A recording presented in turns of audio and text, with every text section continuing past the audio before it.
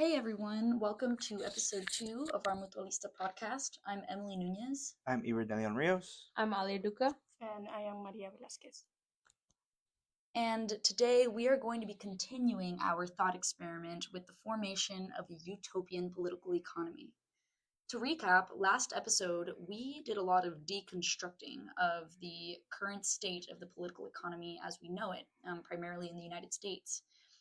We talked about various histories that contributed to the way that political economy looks today.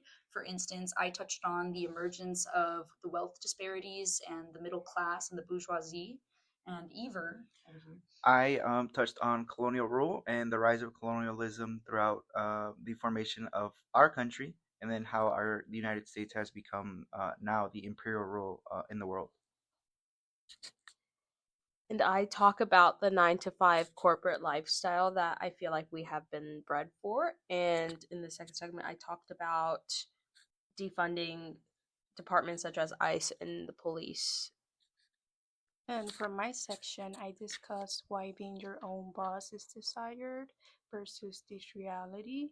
And for the second part, I discuss the military and the recruitment efforts that they made and how they target vulnerable individuals. And so, after deconstructing all of the various institutions and histories that have been harming the US and have created such an unjust political economy, today we're going to do the exact opposite. We are going to be reconstructing a utopian political economy from our imaginations. We are going to be world building. Yeah, so we're sort of going to take on the role of the founding fathers and ask ourselves and each other what we want our government to look like.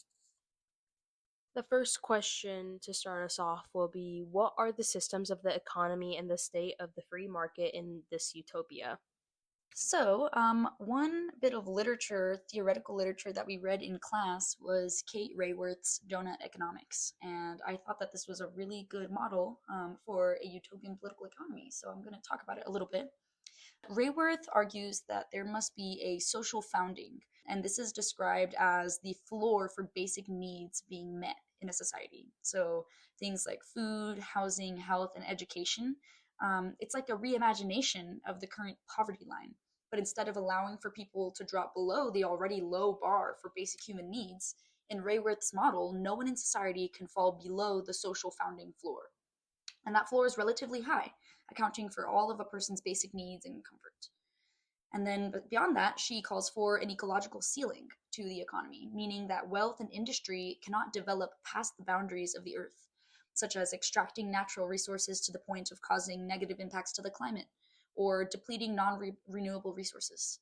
I think it's a fantastic model because it allows for some mobility and ambition and choice when it comes to organizing one's life, but it requires that everyone must remain within the bounds of the donut, which is the social foundation floor and the ecological ceiling. It doesn't allow for a few greedy individuals to exploit and hoard wealth from the rest, and it doesn't allow for mega corporations to monopolize industries and gatekeep the means of production, as well as abusing Earth's resources. It doesn't even allow for the exploitation of foreign resources through neo-colonial imperialism. I think it's a simple concept, but this way everyone in a society would be at a level where they're accounted for and comfortable. Yeah, I agree. In today's day and age, we are dominated by those in the 1%, that being either corporations that hold and control the means of production in our current day economy to the individual level that can push those of lower economic status out of their own communities. The donut model that Emily introduces in our utopian society will allow for those corporations to be limited in their extraction of wealth and allow citizens the benefit and the opportunity to survive and eventually one day thrive in this economic model. Yeah, I feel like in the utopian political economy, multimillionaires and billionaires simply wouldn't exist. Wealth cannot be hoarded by a few individuals while others have to live on the street, like you said. Others are starving and have no basic needs fulfilled, so how could one person be a billionaire? It just doesn't make a lot of sense. So, in the utopian political economy, there must be some kind of mandatory redistribution of wealth when they exceed the ceilings of the community. There's the phrase, of course, with great power comes great responsibility. And thus, with great wealth comes this responsibility to care for the less fortunate in a community. profits beyond a certain ceiling, I think, must should be reinvested into the community, into like, free healthcare, free quality healthcare, and free quality education, into safety infrastructure in all neighborhoods, into natural disaster emergency funds, into food security and elder care. This would be a utopia where everyone in a society is comfortable and accounted for, and there remains room for minor accumulations of profit for like recreation and comforts for those who engage in maybe more profitable endeavors. But if you are getting to that level of wealth, it should be your duty as a more fortunate member of society to reinvest into your society. I agree, Emily. And in terms of building food security, I think it would be a good idea to implement hydroponic systems since it can work as both a recreational activity and a community resource. And members could grow their own food in shared spaces, which would reduce dependence on large corporations and also create a sense of connection among members. I think you make such a great point, Marina, that there are ways have to create more food security in a way that's both fun, that builds up community, that's more sustainable for everybody. And it made me think of a resource that we actually spoke about in class as well. That there are some food forests, as they call them, around Austin, and this is so cool because it's kind of just some solace and a good resource in the middle of like this big city where a lot of people are facing food insecurity, where people are going and growing food together and can also acquire food if they're in need, and contribute as a community. So things like food forests and communal gardens would be a really nice thing to have in maybe most neighborhoods, because right now you don't really see them around like that. Yeah, I think, food forests would be really beneficial, if not vital, for communities. I know that UT has a farmer stand that they do every other week, and they grow all of the herbs, they make the bread, they make they gather the honey, and it just not only brings people together, but also supports this sustainable activity. And I think it's really important to have in our utopia. Yeah, I feel like these communal resources would be really good for just allowing people to afford things, or even having free resources instead of super expensive groceries and other commodities that we all need. And that kind of brings me to segue into another topic. I wanted to touch on monopolies. Um, Whenever there's a monopoly on a certain industry, they have the ability to hike up the prices as much as they like because there's no competition to regulate them. And so that has to do with why today we're facing, not being able to afford so many of the things that we need. This has to do with like not only the food industry, but also housing. So, in the utopian political economy, private property wouldn't look the same as it does now. People should be able to own their personal assets, own their homes, their things, their vehicles. For instance, today homeowners don't really home own. Major banks and real estate companies own absolutely everything. They have a monopoly on this industry. And homeowners are essentially renting their properties at high interest rates that they may never get the chance to pay off.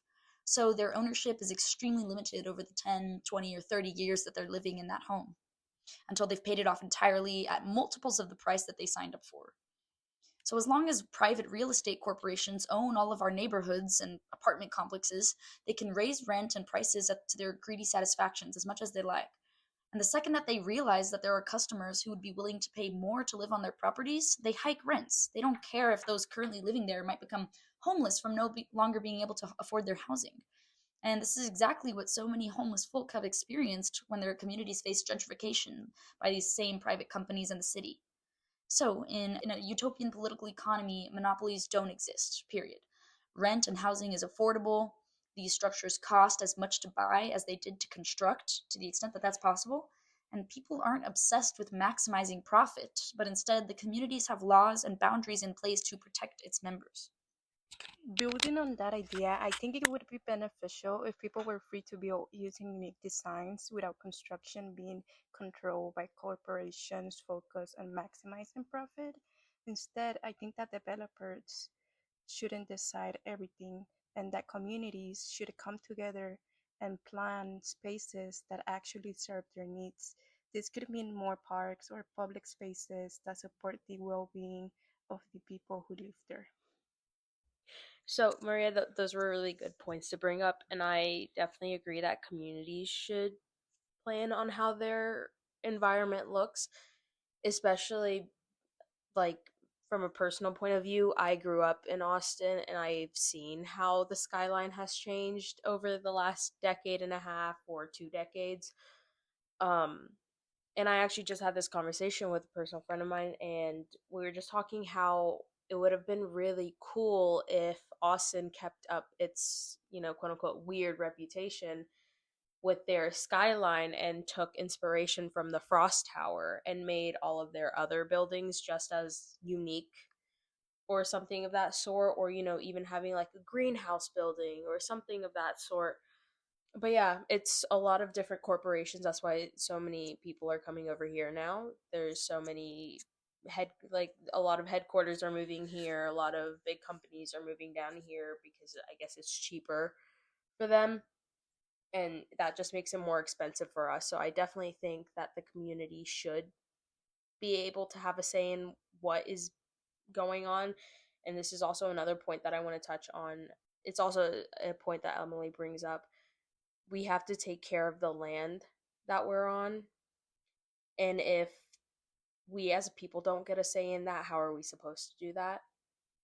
So that also leads me to ask, how do we split the communities up? Because Emily did mention how communities should be making these decisions. So my question is, how are we splitting them up?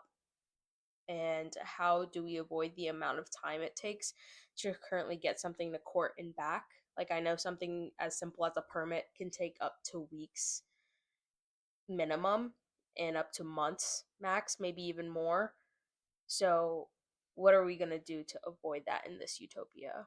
Yeah, actually, I was recently inspired by, like, I guess a content creator that I had seen recently, and she literally goes around and builds benches, like public benches, around areas in the city that have no benches, especially next to bus stops, with no permit. Like, she just goes out and does it and seems to have been getting away with it for a while.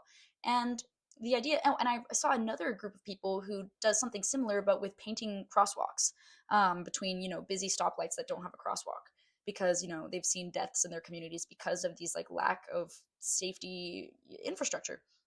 And I feel like in a utopia, to speed up these processes, you shouldn't really need to have a permit to build or create something beneficial to the community. And so perhaps there could be some kind of like list or some kind of official list of things that if people want to come together and work on that, there's no need to fight with the city about it. So if people want to come together and, in their own community, use an open space to build a park or to build a garden or anything like that, they should be able to do so because it's their community, and communities should be autonomous for themselves. They should decide, what type of infrastructures they want. If they don't want a massive new mall in the middle of their community, and instead they want a new school, they should be able to choose what is being built. And on the note of what Maria was saying, in a world where corporations are not so obsessed with maximizing their profits, they would care a little bit more about just the ambience of the community. So maybe instead of painting everything gray and, making everything square shaped and really unpleasant to look at, they would put a little bit of more effort and money into building spaces that are pleasant and overall raise people's happiness and satisfaction. And as for how we should kind of split up communities, I think that in a more successful and equal political economy, communities would just in general be smaller. And when I mean communities, I guess it's more when we're looking at like municipal governments, instead of one local government covering tens to hundreds of thousands of people, these communities would maybe be split up into smaller councils of sorts, and that way people are familiar with each other, people care about each other, people's opinions actually matter instead of just getting lost in a sea of elections that most people feel they can't make an impact in. Instead, it could be more community oriented, and that way more can actually get done quicker for the good of the community.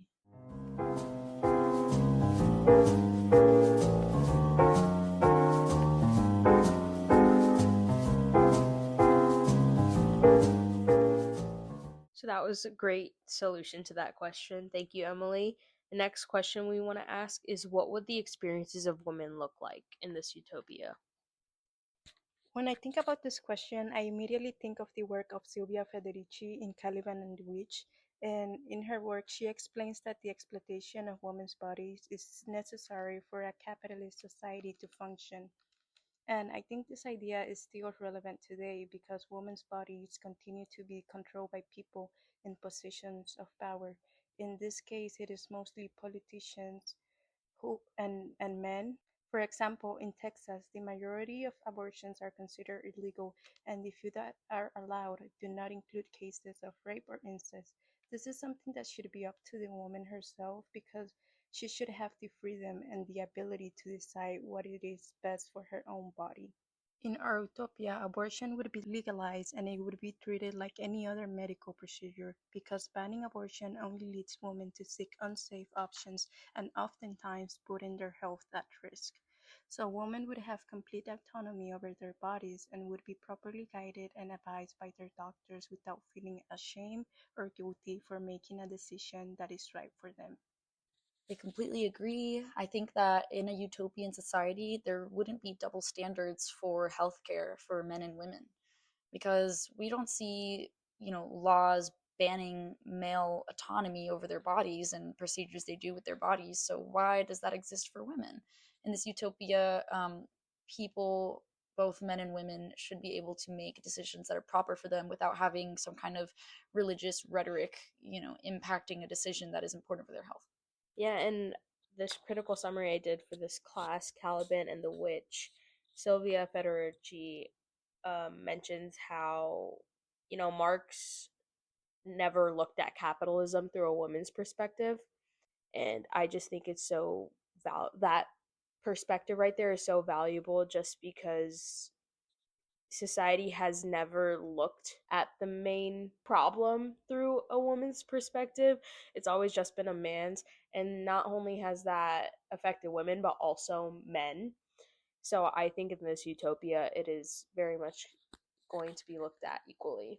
Yeah, I completely agree. As I spoke about in our very first episode, religion has been used in a way to by those in power to justify their unjust rule by playing the card of religion and purity through an entity, while employing a horrifying and corrupt system um, that has stripped away rights and the freedoms of many of their citizens. And how Emily mentioned, the basis of religion has been brought up when discussing the legality of abortion, with the thought that life begins at conception. However, a society that believes itself to be free and fair should not be allowed to dominate and control the choices made by a portion of the population by justifying itself through religion. Yeah, I also find it interesting that the separation of state and church has always been here. It's been implemented into our government, but it doesn't really stay separate. A lot of Christians have found themselves like outside of abortion clinics. A lot of politicians bring up their religious status, no matter what it is. And I actually recently saw an interview with Mamdani, who was running for mayor at the time for New York City. Him and other candidates were asked what they would do for the very first time or where they would go, and all of the candidates were saying they were going to go to Israel. And Mamdani, who is Muslim openly too, he was just kind of supporting his decision on staying in New York because he's going to be the mayor of New York if he were to win. But yeah, like there's really no need to ask if he's going to go to Israel or not. And it just, are you hoping that's going to distract people who are going to vote for him and not vote for him? I don't know. But yeah. Yeah, I really like this point that you're making. Even though they say that it's supposed to be separate, we obviously see so much conversation around, for instance, Israel, and a lot of connections between, Christianity, the Jewish faith, kind of penetrating the government, and there being lots and lots of religious biases affecting policy. So it's absolutely a real problem. And in our utopia, they truly would be separate entities, not in the hypocritical way that it currently happens. Aliyah, I have also seen similar news on how religious people use the Bible or religious texts to limit women's autonomy. And also, I don't know if you guys remember what I said in my first critical summary, But I talked about how Federici mentions how capitalism depends on women's unpaid reproductive work. This includes domestic labor and childbearing.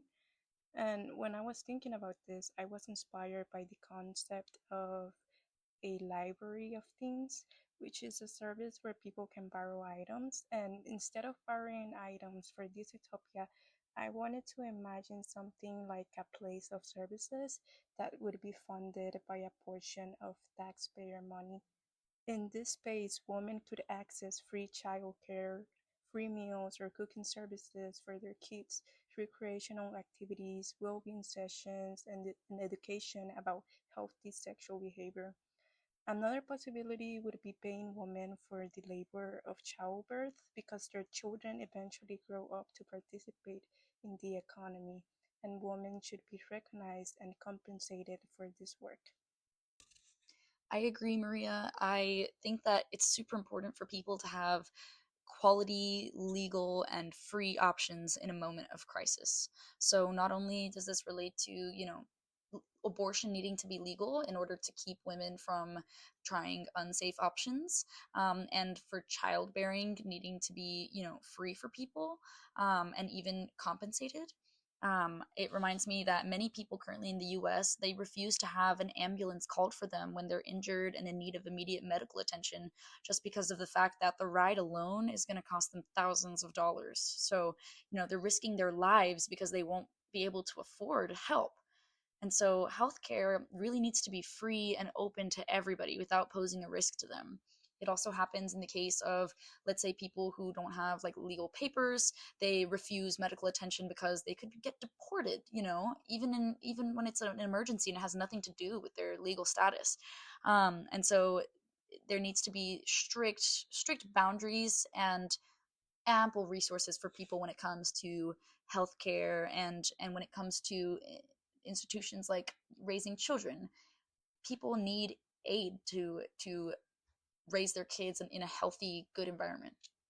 I also agree with you, Emily. I've seen countless videos where, you know, undocumented people have refused to go into the hospital.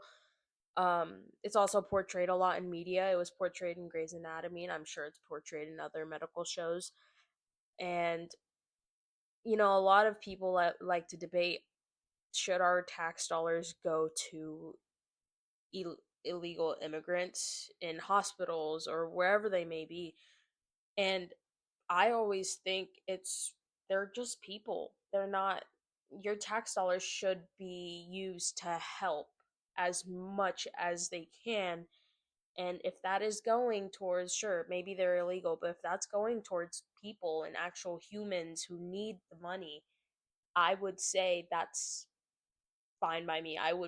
I'm fine with paying more tax dollars than, rather than like supplying for a war or stuff like that, or like police funding or military funding. I would much rather see my money go towards helping people, regardless if they're a citizen of a utopia or not. So I agree with both of you guys. And free healthcare, free like family aid, anything like that would be helpful. Yeah, and continuing with the idea of healthcare and support for women, in this utopia, childbirth and menstrual experiences should be different. Women would have access to free maternity health services and at every stage, from pregnancy to postpartum, and this would be funded by taxpayer money because no woman should have to pay for giving birth to the children who will build the world for future generations. Menstrual products would also be free and treated as basic necessities, the same way we expect bathrooms to have toilet paper and soap. And also, all bathrooms, whether labeled for men or women, would have diaper changing stations because this reflects the idea that childcare is not only the responsibility of mothers, but also fathers or any parent should be able to care for their baby and have the proper resources available to them. And another work that inspired the construction of this utopia is Sexual Politics by Kate Millett, which talks about how deeply patriarchy is embedded in our social system. It is so normalized that we do not question it. And she explains that sexual roles and relationships are political, and she even argues for a world where there are no sex hierarchies. In our society today, women are often seen as submissive and men are expected to be dominant. This is similar to the way the military associates being a soldier with masculinity and not femininity. In our utopia, certain behaviors would not be restricted to one sex. Everyone would be able to express themselves freely without the feeling like they are acting incorrectly or outside what is expected. Our utopia wouldn't just be safer and more equal for men and women, but for people of all gender identities. Currently, transgender and non-binary folk are constantly in danger of experiencing hate crimes and discrimination. In our utopia, hateful behavior and rhetoric should strictly not be tolerated. All genders should be officially acknowledged and respected instead of our current situation where transgender folks don't even have a safe bathroom option. On the topic of fairly compensating women for childbearing as, a form of relevant labor, I want to talk about fairer compensation for essential labor in general. So this would mean that, not oil, nor rubber, nor sugar, nor any of these major natural resource industries that are, multi-billion and trillions of dollars for the corporations that extract them, those profits would have to be fairly distributed across all of the contributors of resource extraction. So this is just an example of natural resource industries. It's a lucrative industry for the laborers involved as well. So instead of having an extremely lucrative industry while you see the people working in that industry making cents on the dollar, making hardly enough to live, they are paid very well for their services. Wages across all industries must reflect the wealth of the industry itself. So, if the US restaurant industry sees almost $1.5 trillion in profit each year, which it does, according to statistics from the National Restaurant Association, then restaurant employees won't make hourly rates of $2 to $3 per hour. It's very simple, compensating people fairly and proportionately for their labor. And since people will be compensated fairly and commodities won't be overpriced by profit obsessed monopolies, life in general would be more affordable in the utopia. The relationship to labor as a whole changes. No one should need to work inhumane amounts of hours, paycheck to paycheck, just to be able to survive. 40 hours a week, or really less, must be enough to sustain people's lifestyles, and they would be. And the final topic we want to touch on is foreign policy. In a utopian politics economy, humanity might go back to its roots and original state, where land cannot be owned by anyone. Land is communal. Those who occupy a land are responsible for taking care of it as a community. This means that for foreign imperial powers cannot come along and lay claim to land that is already occupied by existing communities. Imperialism doesn't exist at all. The state of foreign affairs is one of mutual aid and independence, helping thy neighbor in natural crisis without encroaching on their resources. Real fair trade among nations. We think with all the points brought up in this discussion, a better utopia awaits if it follows our reconstructed ideals. Thank you for listening. This was Alia Duca. Iber de Leon Rios. Emily Nunez. And Maria Velázquez.